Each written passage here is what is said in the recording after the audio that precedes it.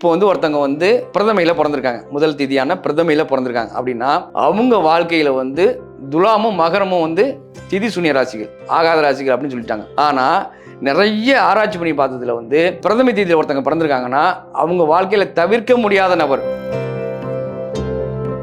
துவிதியில ஒருத்தங்க பிறந்துட்டாங்க அப்படின்னா உங்க ஜாதகத்தை எடுத்து பாருங்க, திதி அப்படின்னு போட்டு பக்கத்துல திவிதின்னு எழுதியிருந்தா உங்க வாழ்க்கையில மீன ராசியும் தனுசு ராசியும் தவிர்க்க முடியாத நபர்கள். சதுர்த்தி திதியில பிறந்தாங்க. ஒரு கூடுதல் அந்த இடத்துல ஒரு தகவல் சொல்றேன். ஒண்ணு வந்து லவ் மேரேஜ் பண்ணுவாங்க, இல்லாட்டி கோடீஸ்வர யோகம். அமாவாசை பௌர்ணமி திதிகள்ல பிறந்தவங்களை இருக்கு. பொதுவா அமாவாசை பௌர்ணமி திதியில பிறந்தவங்களுக்கு வந்து திதி சூன்யம் கிடையாது. அதனால அவங்களுக்கு வந்து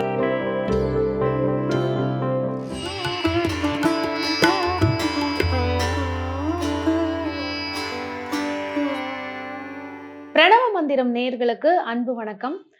ஆன்மீகம் சம்பந்தமா நிறைய விஷயங்கள் பார்க்குறோம். இதுல திதி அப்படிங்கிறது எந்த அளவுக்கு முக்கியம், பஞ்சாங்கத்துல ஒரு அங்கமா வகிக்கக்கூடிய திதி அப்படிங்கிற ஒரு விஷயம், அதுல நம்ம பிறக்கிறதுனால நமக்கு என்ன மாதிரி விஷயங்கள் நடக்கும், முக்கியமா நம்மளுடைய வரக்கூடிய லைஃப் பார்ட்னர் ஆர் நம்ம வாழ்க்கையில முக்கியமான விஷயங்களுக்கு சம்பந்தப்பட்ட நபர்கள் எந்த மாதிரி ராசிகள்ல தான் நம்மை சுற்றி இருப்பார்கள் அப்படின்னு நமக்கு ஒரு சுவாரஸ்யமான தெளிவான ஒரு விளக்கம். அதாவது அவர் பல்லாயிரக்கணக்கான ஜாதகம் பல வருடமா பார்த்துட்டு இருக்காரு. அதுல இதுவும் உண்டு. அவருடைய ரிசர்ச் அனாலிசிஸ் அப்படின்னு சொல்லலாம். அதை சுவாரஸ்யமா நேயர்களுக்காக கொடுக்கறதுக்காக நம்ம கூட ஆஸ்ட்ராலஜர் வெற்றி அவர்கள் இணைஞ்சிருக்காங்க. சார் வணக்கம். வணக்கம் மேடம்.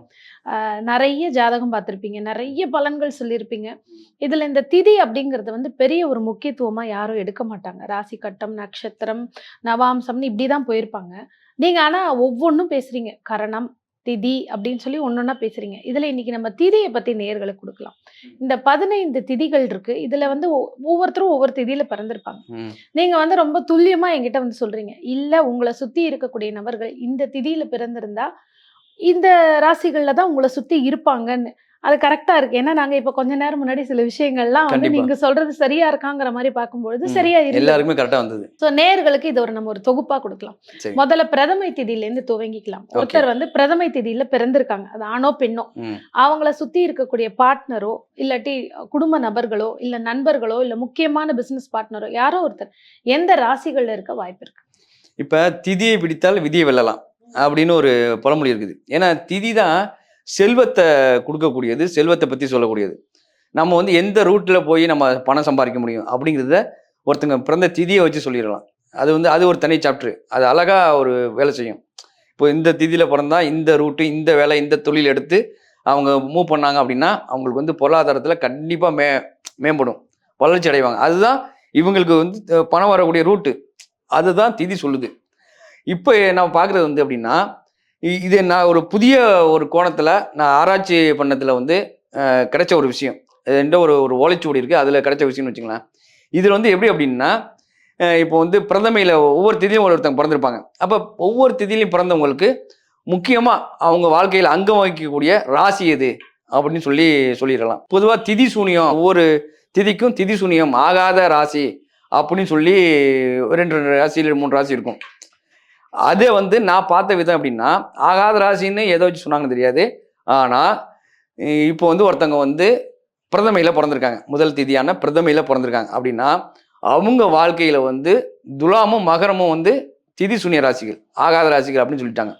ஆனால் நிறைய ஆராய்ச்சி பண்ணி பார்த்ததுல வந்து இப்போ பிரதமை திதியில் ஒருத்தவங்க பிறந்திருக்காங்கன்னா அவங்க வாழ்க்கையில் தவிர்க்க முடியாத நபர், லைஃப் பார்ட்னர் இருக்கலாம், நண்பர்கள் இருக்கலாம், குழந்தைகள் இருக்கலாம், இல்லை இவங்களுக்கு வழிகாட்டியாக இருக்கலாம். அவங்க பெரும்பாலும் துலாராசியாவோ அல்லது மகர ராசியாவோ இருப்பாங்க. செக் பண்ணி பார்த்தா கரெக்டாக இருக்கு. இப்படி நம்ம எடுத்துக்கலாம். எந்த இடத்துல நம்ம பிரியமும் பாசமும் இருக்கோ அந்த இடத்துல அவஸ்தையும் பிரச்சனையும் இருக்குது.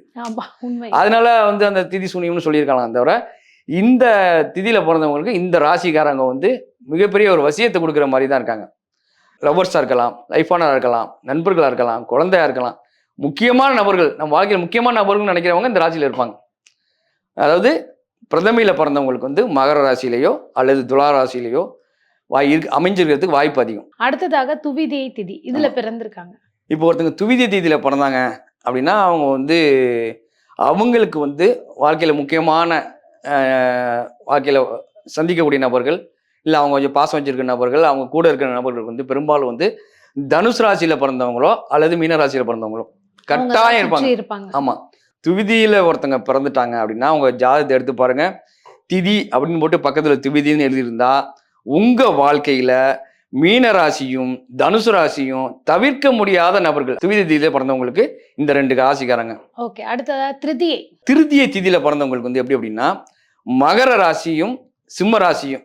இது ரெண்டும் ஆமா, தவிர்க்க முடியாத ராசி. அவங்க இது எப்படி வேணாலும் லைஃப் பார்ட்னரா வரலாம், நண்பர்களா வரலாம், தொழில் பார்ட்னரா வரலாம், குழந்தையா வரலாம், நமக்கு வழிகாட்டக்கூடிய ஒரு பாஸா இருக்கலாம். இவங்க இறுதி வரைக்கும் அவங்க தான் நம்மள சுத்தி இருப்பாங்க. இல்ல நமக்கு வந்து ஒரு ஹெல்ப் பண்றவங்க, ஏதோ வகையில நமக்கு பண உதவியோ பொருள் உதவியோ ஏதோ வகையில செஞ்சுட்டு இருக்கவங்களும் இந்த இந்த கிழமையில இருக்கிறதுக்கான வாய்ப்புகள் வந்து இருக்குது.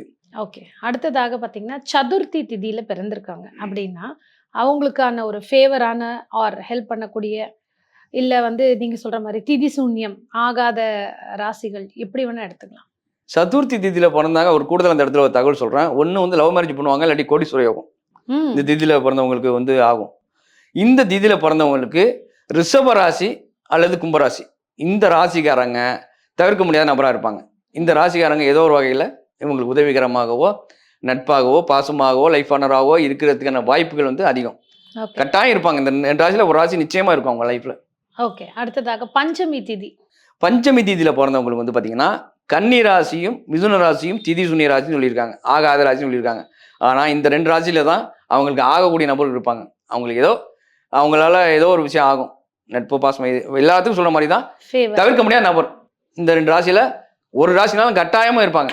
ஓகே, அடுத்ததாக சஷ்டி திதி.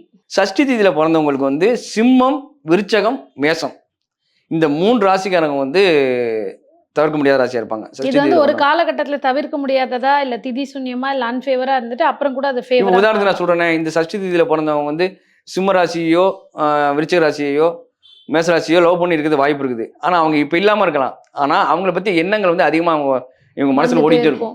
வேற சிந்தனையே இருக்காது, அவங்கள பத்தி சிந்தனை மட்டுமே ஓடிட்டு இருக்கும். அதே மாதிரி ஒரு சூழ்நிலை வந்து அமைஞ்சிருக்கும். ஏன்னா அனுபவத்தில் நிறைய விஷயத்தை பார்க்கும்போது நிறைய பேர்கிட்ட கேட்டேன், அவ்வளோ பர்ஃபெக்டா இருக்குது, எப்படிங்க இவ்வளவு கரெக்டாக சொல்றீங்களா அப்படின்னு சொல்றதுக்கு இதுவும் ஒரு கீ பாயிண்ட் மாதிரியே வேலை செய்யுது.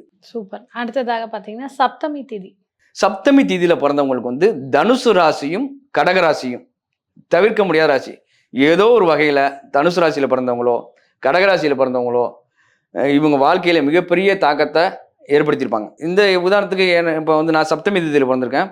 எனக்கு வந்து உதவி செய்யக்கூடிய நபர்கள், இல்லை வந்து என்ன வந்து அதிகமாக வந்து எனக்கு வந்து எந்த பாசம் காட்டுற நபர்கள் வந்து பார்த்தீங்கன்னா தனுசு ராசியும் கடகராசிலையும் இருக்காங்க. இது வந்து கரெக்டாக இருக்குது.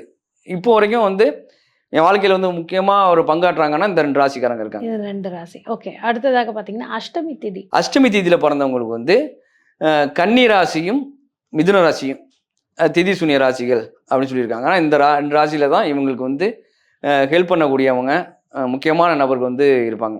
அடுத்ததாக நவமி திதி. நவமி திதியில பிறந்தவங்க வந்து பார்த்தீங்க அப்படின்னா சிம்ம ராசியும் விருச்சிக ராசியும் ஏதோ ஒரு வகையில், இப்போ நம்ம பேசிட்டு இருக்கும்போது முக்கியமான ஒருத்தவங்க சொன்னாங்க, எங்கள் குடும்பத்தில் என் பையன் வந்து சிம்ம ராசி அப்படின்னு. கரெக்டாக பொருந்தும். தவிர்க்க முடியாது. இப்போ தவிர்க்க முடியுமா? அவங்களால தவிர்க்க முடியாது. அவங்களால யோகமும் உண்டு, தவிர்க்க முடியாத ஒரு நபர் தான். அதனால சிம்ம ராசிக்காரங்களோ விருச்சிக ராசிக்காரங்களோ ஏதோ வகையில் நவமி திதியில பிறந்தவங்க வாழ்க்கையில இருப்பாங்க. அடுத்ததாக தசமி திதி. தசமி திதியில பிறந்தவங்க வந்து அவங்களுக்கும் வந்து சிம்மம் விருச்சகம், இந்த 2 ராசிக்காரங்க வந்து தவிர்க்க முடியாத நபர்கள்.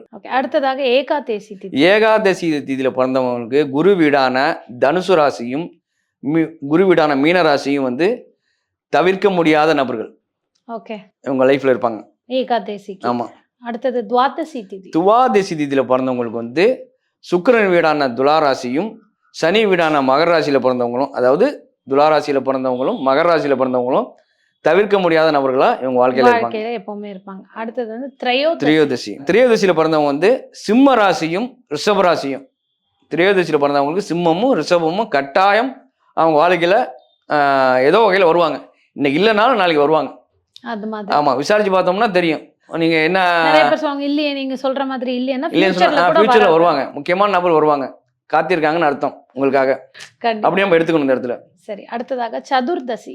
சதுர்தசி இந்த திதிக்கு மட்டும்தான் 4 ராசி வருது.